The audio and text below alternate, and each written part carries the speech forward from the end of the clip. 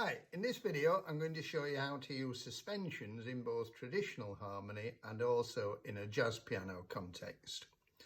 A suspension is a non-chord note.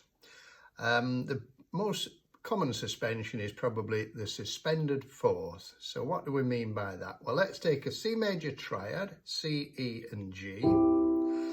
C is the root note. It is the note on which the chord is built and named after. E is called the third. It's 3 letter names above C, C, D, E, 1, 2, 3, and G is called the fifth, 5 letter names above the root. A suspended fourth is when instead of playing the third, you play the fourth note. Now, can you hear that produces a bit of tension, and it then generally resolves onto the third, which is the resolution. So tension, resolution. Now, in traditional harmony, the suspended note is usually prepared in the chord before. So let's take a typical classical chord progression: F major, G major, C major.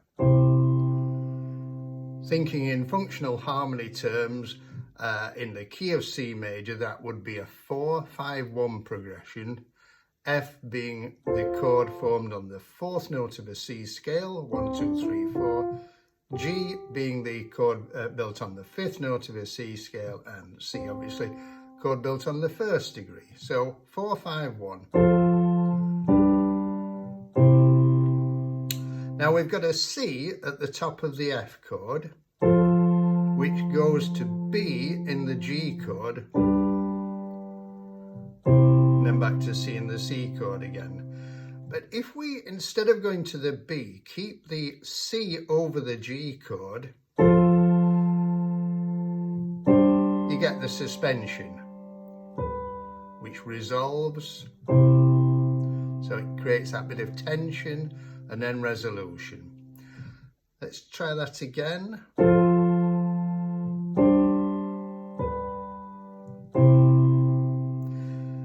So we call the C, when we play it in the F chord, the note of preparation. It's preparing the suspension. When we play it there, we call it the suspension.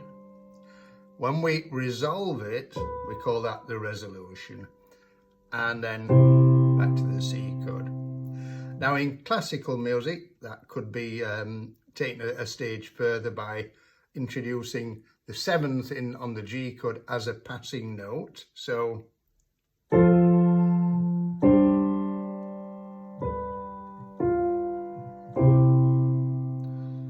we could also introduce a suspension on the final C chord.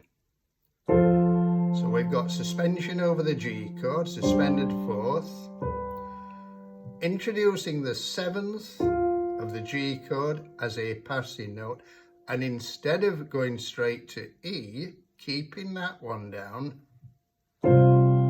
as a suspended fourth over C. That could also be decorated further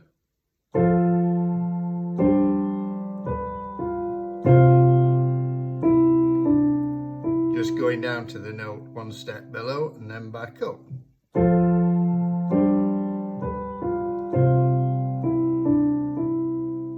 So that shows you how a simple sort of plain chord progression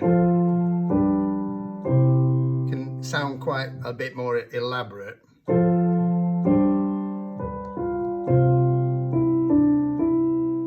Now let's use the same principle but in a jazz context. So we're going to change the 4-5-1 to a 2-5-1 chord progression. I'm just simply going to play the same top notes there, but instead of F in the bass, I'm going to play D, making it a D minor 7 chord 2 again in the key of C. We're going to G7, and then to C major 7. So let's put the suspension in now.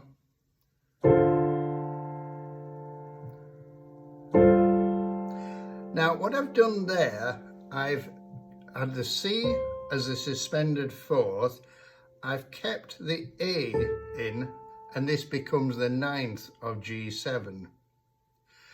Now you can then take that a stage further and say, let's resolve the C to the B, suspended fourth to the 3rd, and the 9th down to the flat 9th. So you get this. Nice voice leading. So D minor 7. Keep the same 3 notes in the right hand. Play G with the left hand. And just look at that chord again. That's the root, the 7th, the 9th, and the suspended fourth.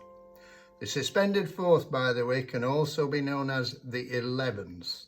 If you count the letter names from the G right up to the C, that is 11 letter names.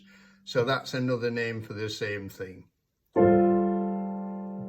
The 4th or 11th goes to the 3rd, and the 9th goes to the flat 9th.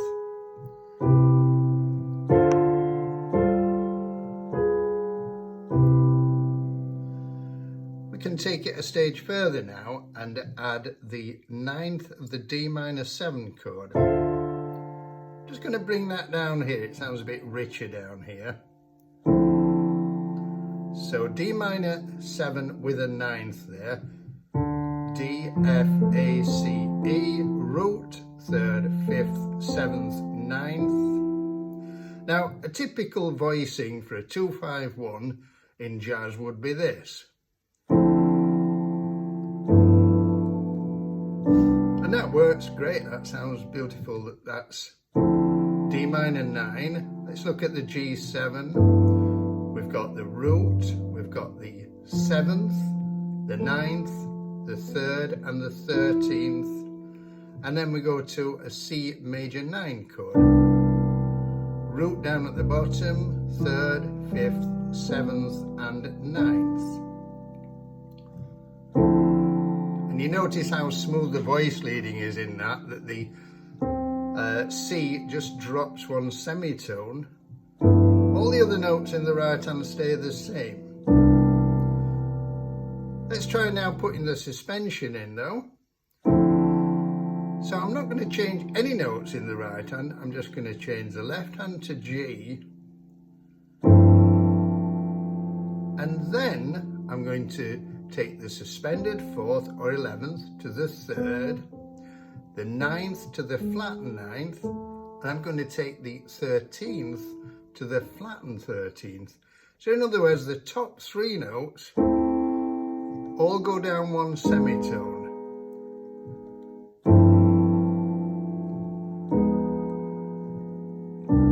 So we've introduced a bit of tension and also created some movement within a chord, and it leads to really good voice leading. Listen to the overall effect now.